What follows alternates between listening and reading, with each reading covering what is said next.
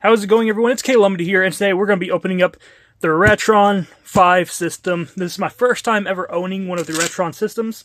I have had other clone systems in the past, but not a Retron. Not one that's played this many systems, not one that has let me play Game Boy games on the TV like this one does. So I'm very excited to check this out and see what it's all about. I'm going to open this using this, just because I don't know where my box cutter is. But, you know, it's still pretty safe. Not like I'm going to be hacking at it.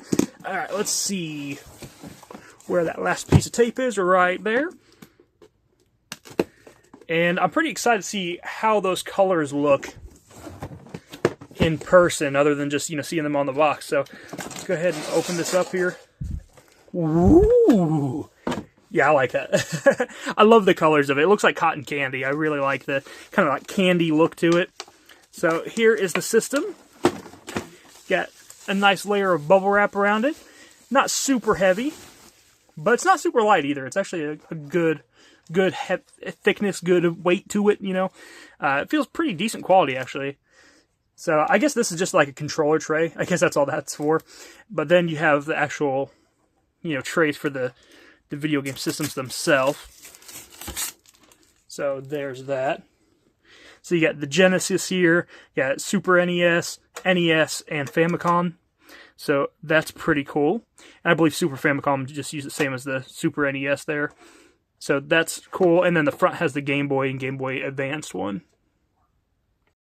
So when we take a look around the system, you'll see that it does have ports for Genesis controllers, has port for NES and Super NES, and it does have ports on both sides, so you can do, of course, split screen or co-op or whatever you want to say it is. And they have these just little like rubber covers on them, so you don't really want to lose those. So let me put that back on.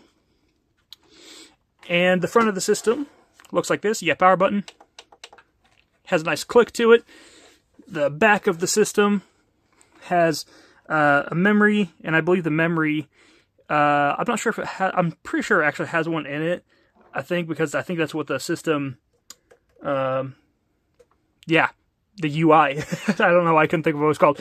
I'm pretty sure that's what the UI is on. Maybe not. I thought I had one, but it doesn't actually look like it does.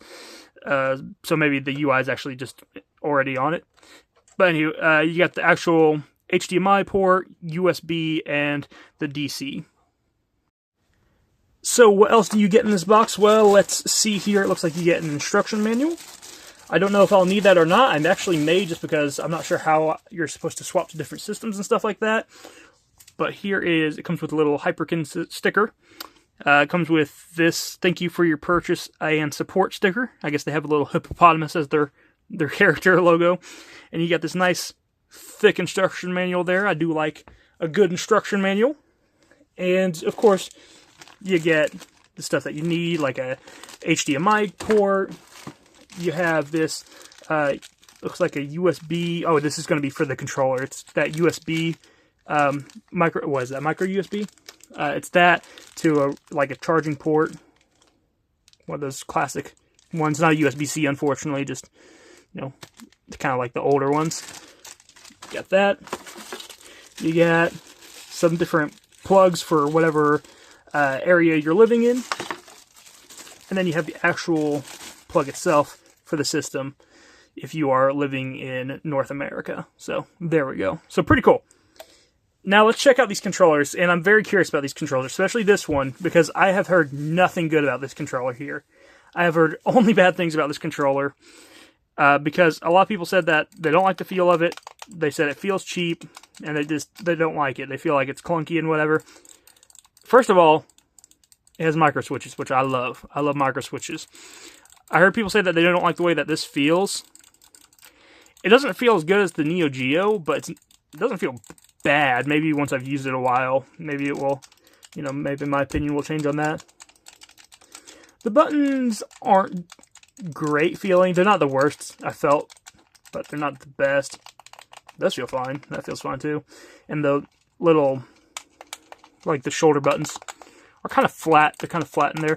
I can see why people don't like it, and we'll see as I play with this if maybe I'll do its own separate review with this and talk about it, but maybe it will grow on me, or maybe it will you know, maybe I'll be like everyone else and I'll be like, it's not really my thing. But the nice thing about this system is that they did decide to start packaging it in with a different controller. So it does come with this Retron 5 controller, like the older systems did and the older models of it. But now it also comes with this, and I believe this is called the Scout controller. And it's basically just a Super Nintendo controller. And that one, that does feel pretty good. This does feel really nice, actually. The buttons just are kind of softer. The feeling of it's just a lot softer. You know, this feels kind of like holding a brick. This one feels like just holding a nice retro-style controller. So I'm glad that they did throw in an extra controller with this one now. And it does use just the regular Super Nintendo power or plug-in. So that is that. So that's the system. I'm excited to try it out and start playing some games on it. I'm mainly excited to play some Game Boy games on the TV. That's going to be awesome. I mean, just look at the colors of this thing. It is so nice looking. I like that it has the different like console controllers on the front too, to kind of show what it plays. It's cool. But there we go. That is the unboxing for the Retron 5. I hope that you guys enjoyed this. If you did, hit like button, subscribe button down below, and I will see you in the next video. You have a wonderful day. Bye-bye.